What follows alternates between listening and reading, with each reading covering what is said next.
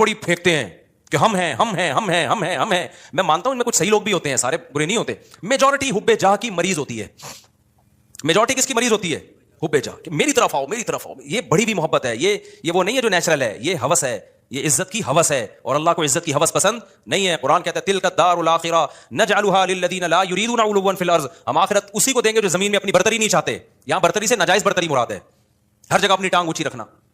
مجھے یاد ایک دفعہ میں کہیں گیا, کوئی علماء بیٹھے ہوئے تھے, عرب علماء تھے, تو عربی میں بات کر رہے تھے, کچھ سلام دعا ہو رہی تھی, میں بھی کچھ بات چیت, تو ایک لڑکا نو عمر بیٹھا, وہ بیچ میں بولنا شروع, سوال مجھ سے پوچھ رہے ہیں, جواب کون دے رہا ہے وہ.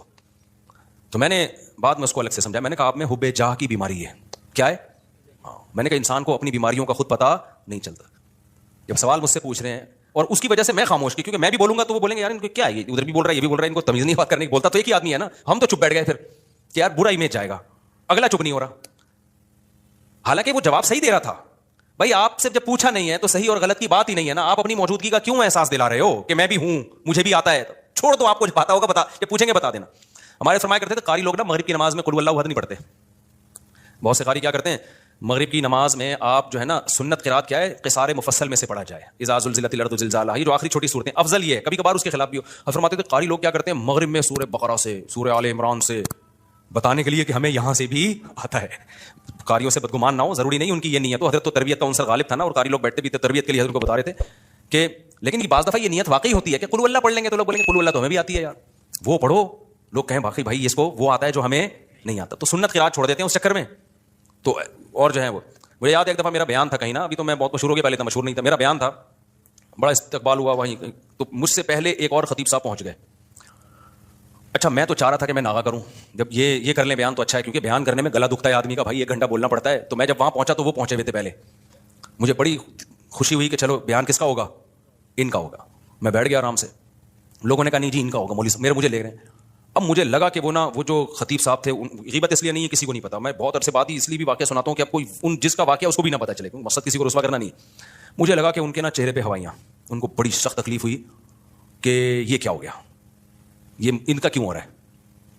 تو مجھے لگا کہ یار آپ دین کی خدمت کے لیے اگر آئے ہو تو اس سے کیا ہوتا ہے کہ میں نے کر لیا یا اچھا. میں تو اس لیے خوش ہو رہا تھا کہ میں واقعی تھکا ہوا تھا, میں چاہ رہا تھا کہ انہی کا ہو, مجھے تو خوشی ہو رہی تھی. میں نے وہاں لوگوں سے کہا, میں نے کہا بھائی میں نہیں کروں گا بیان, یہ ان کا بیان میں بیٹھ کے سنوں گا. مجھے بہت بول کے اس زمانے میں بہت زیادہ بیانات ہوتے تھے, اور یہ اسپیکر کے اتنے اچھے سسٹم ہی طبیعت سے غلط پھاڑنا پڑتا تھا.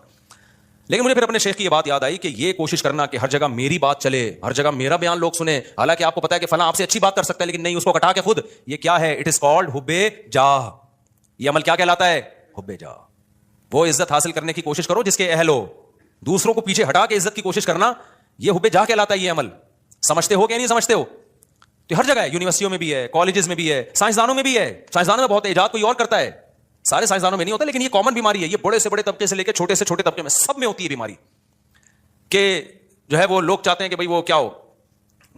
اس کو قرآن نے کیا کہا, فرمایا کہ وَيُحِبُّونَ أَن يُحْمَدُوا بِمَا لَمْ يَفْعَلُوا.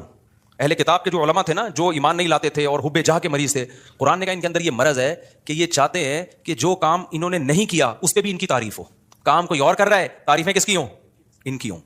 یہ عمل کیا کہلاتا ہے, حب. یاد کر لو نا یار, کچھ تصوف کی اصطلاحات ہے, حب جاہ کہلاتا ہے. اصطلاحات یاد کرنے کا فائدہ ہوتا ہے, جب چیز نظر آئے گی آپ بولے گے وہی ہے بھائی, یہ ٹھڑک ٹھیک ہے, یہ ٹھڑک ہے, یہ حب مال ہے اور یہ حب جاہ. تو ان 3 چیزوں سے اپنے آپ کو بچا لینا, اس کو قرآن نے کہا ہے وجاء ربہ بقلب سلیم. جو قیامت کے دن اللہ کے پاس آئے گا صاف دل کے ساتھ, اس کے لیے جنت ہے. صاف دل کا کیا مطلب, حب جاہ سے بھی پاک ہو, حب مال سے بھی پاک ہو, اور حب باہ سے بھی پاک ہو. اور بھی شعبے ہیں لیکن وہ اتنے امپورٹنٹ نہیں, جیسے کھانے کی ہوس, یہ بھی دنیا کی محبت ہے. ہر وقت دل کرتا ہے کچھ کھاتا رہوں میں بیٹھ کے, ہاتھ ہی نہیں رکتا کم وقت کا, یہ بھی دنیا کی محبت ہے. لیکن یہ بیماری بہت زیادہ نہیں ہے, اور جب مرنے لگتا ہے تو چھوڑ دیتا ہے, ڈاکٹر خود ہی چھڑوا دیتے ہیں, بس کر مر جائے گا دھماکے سے پھٹ پھٹا کے. روزہ ہی نہیں رکھا جاتا کبھی, بہت سے لوگوں سے روزہ نہیں رکھا جاتا, کہتے ہیں ہمیں تو بھائی ہر وقت کچھ نہ کچھ. یہ بھی حب, اس کو حب جاہ نہیں کہتے, یعنی خواہشات کا غلام ہے. تو خواہشات کے بہت سارے شعبے ہیں, ہر خواہش میں لمٹ, لیکن 3 شعبے بہت بڑے ہیں. ان میں حب باہ ہے, حب مال ہے, اور حب جاہ ہے. تو یہ جو 3 شعبے ہیں نا بڑے خطر. اور یہ اچھا, اب اس میں کیا ہے, سب سے گھٹیا کون سا کسی محبت ہے. دیکھو کچھ بیماریاں, یہ تینوں بیماریاں تو سمجھ میں تھوڑی تھوڑی آ گئی, میں کبھی اور وقت میں انشاءاللہ, بہت اہم ٹاپک ہے, اس میں کسی اور وقت میں بہت ڈیٹیل سے میں انشاءاللہ اس کو ایکسپلین کروں گا. ابھی اس کو سمجھو. یہ پہلی بات تو یہ صاحب, یہ تینوں کیا ہیں, بیماریاں ہیں. یہ تینوں کیا ہیں, یہ نارمل ہونے کی علامت نہیں, یہ تینوں ٹھڑک ہیں, اور یہ انسان کا سکون سب سے پہلے کیا کرتی ہیں, برباد. جن میں یہ 3 بیماریاں آ گئی نا, اب حب جاہ آ گئی نا, وہ اسی میں لگا رہے گا میری ٹانگ سب سے اونچی. اور ظاہر ہے نہیں ایسا ہوتا بھائی, آپ کی ساری تمنائیں پھر ذرا ذرا سی بات پہ غصہ کرتا ہے, تکبر میں جاتا ہے, اوٹ پٹانگ حرکتیں شروع کر دیتا ہے. اب جس میں تکبر ہے, ہر وقت اونچا بننے کا شوق ہے, بیگم نے کوئی بات اس کو کہہ دی کہ تمہارے اندر یہ عیب ہے. میں نے دیکھا ایسے لوگ, بیگم صحیح کہہ رہی ہوتی ہے, ان کو اس پہ کہ میری انسلٹ کیا ہو گئی, میری یہ کون ہوتی ہے, عورت کون ہوتی ہے مجھے بولنے والی. یار تیرے اندر اگر یہ عیب ہے, تیری بیوی نے بتا دیا تو بول, میں اس پہ کیا کروں گا, غور کروں گا. اچھی بات ہے یار, نہیں بیگم نے کیوں بول دیا. اور عورتوں میں بھی ہوتا ہے یہ, صحیح خراب واقعی اس میں خرابی ہے, میاں نے بول دیا کہ بھائی یہ آپ کے اندر خرابی ہے, تو تھوڑا سا غور کر لو, ہو سکتا ہے صحیح کہہ رہا ہوں. نہیں جی, میرے اندر تو کوئی خرابی ہو ہی نہیں سکتی. ہمارے گارڈ نے مجھے بتایا کہ آپ کی قرات میں غلط